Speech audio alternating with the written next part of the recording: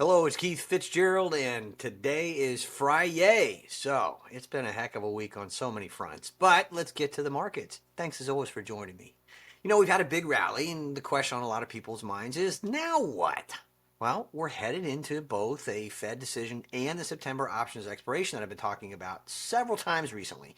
That's going to introduce an element of volatility to the mix. So, my point is, do not be surprised if that happens. Today's session in particular could get spicy as we head into the weekend, but more importantly, it wouldn't be a stretch to imagine that happening next week either. As always, number one, plan your investing, and number two, invest your plan. This doesn't have to be difficult, even though Wall Street wants you to believe it is, and many people have fallen for their nonsense. Buy the best, ignore the rest. That's it. That's all you got to do. And by the way, take a look at the chart that I've got in the written version of today's 5 with Fitz. Since 1871, buy the best, ignore the rest has generally worked out pretty darn well for investors who have done exactly that. All right, today's playbook. Number one, Oracle is down another 2.95%. Is it time to buy? Well, Oracle popped on the 10th of September, tacking on an incredible $86.82 per share, roughly 35.9%, I think, if I've done my math right. Anyway, people fell all over themselves to buy because they got the worst case of FOMO in years. Fear of missing out, right? Now, I, on the other hand, told you point blank in the 5 with Fitz that day, look at number 3, that you want to start looking at the other side of the trade, meaning expect the share prices to fall. Now, since the peak of 345.72 that day, shares are down about 15% as I record this.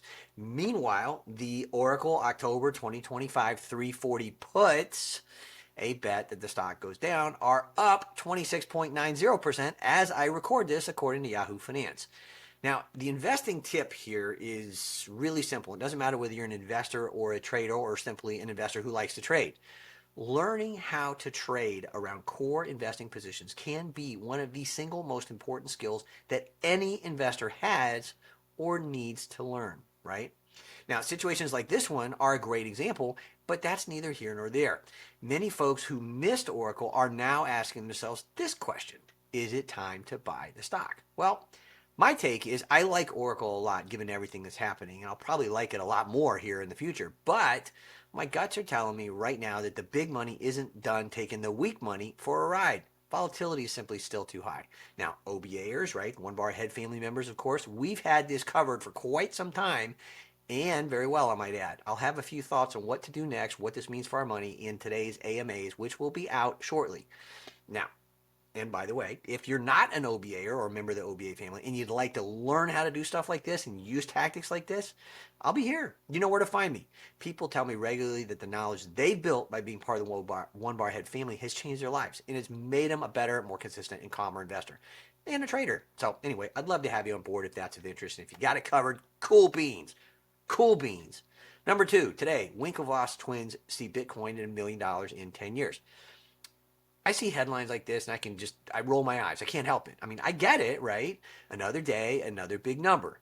But are they right? That's the real question you want to ask. It's hard to say, but I wouldn't ignore it because institutions aren't like they once did.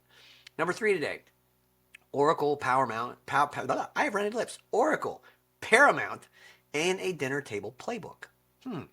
Now, normally I wouldn't give a patoot about a deal like this, but in this instance, we're talking about a charge being led by none other than David Ellison. If that name is familiar, it should be. He's Larry Ellison's son, as in that Ellison of Oracle. Now, I bet you dimes to dollars there's a dinner table playbook in action or a plan being hatched. Ellison Sr. is going after AI, while Ellison Jr. is going after streaming. I smell a lot of money on the table and up for grabs, and possibly yet another acquisition down the line. Why? Because I can easily imagine Oracle buying any number of media properties once both Ellisons change the game, maybe even Paramount itself. So mark my words, you heard it here first. Anyway, speaking of which, hearing things first, number 4 today, Palantir. Gee, that sounds familiar. I'm seeing a whole lot of traffic this morning on Twitter and other places. People, have said, "Oh my gosh, I fear not owning enough shares." My emails exploded. CNBC's Jim Cramer has also called it one of the most controversial stocks ever. Well, Thanks for remembering, everybody. This is awesome. I said the same thing nearly verbatim to Charles Payne in February 2023 in an interview that you can watch by clicking the link in the written version of the 5 with Fitz or elsewhere on my channel. Palantir has returned 1,716.29% since then. Now, I'm not telling you this to brag for the simple reason that A, that's not my style, and B, I could easily have been wrong. This is a very, very tough business. That's just how it goes. My point is, I want to make you think, what's next? Well, I think $200 a share, a target that I've had on the books since February of this year, long before most investors could even spell Palantir, and most analysts were still calling it vaporware, cooked, and overvalued, among other nasty things. I also happen to think that $500 a share a few years from now is not only realistic, but potentially obtainable. And yes, Palantir will still be one of the most controversial stocks any individual investor can own. So there is that. And number 5 today, let's talk Open Door. It's plus 78%. Do you buy, sell, or hold? Well, Open Door has jumped 78% yesterday after naming former Shopify executive Kaz Nejatian. I don't know if I'm pronouncing that correctly. I hope I am, Mr. Nejatian. Let's see if I am. As CEO and bringing back founder Keith Rabois back as chairman. Now, shares are up more than 500% this year. That is not too shabby for a stock that was trading under $1 and nearly delisted a few months ago. People are falling all over themselves to buy, but I'm not certain that's going to work out. This kind of move is becoming all too common, which is why I'm cautious. Once wired for quality, today's markets are wired for speed, and they're driven by algorithms and social momentum that can push a stock up 50%, 100%, or even 500% in no time flat. Most investors fail to grasp the nuance, and that's dangerous.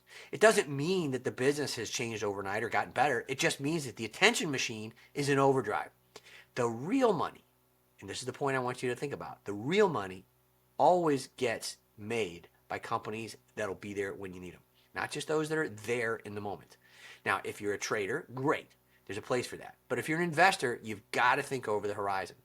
I unfortunately see a return to about $5 very quickly. So, shorts, putskis, or just avoid the stock.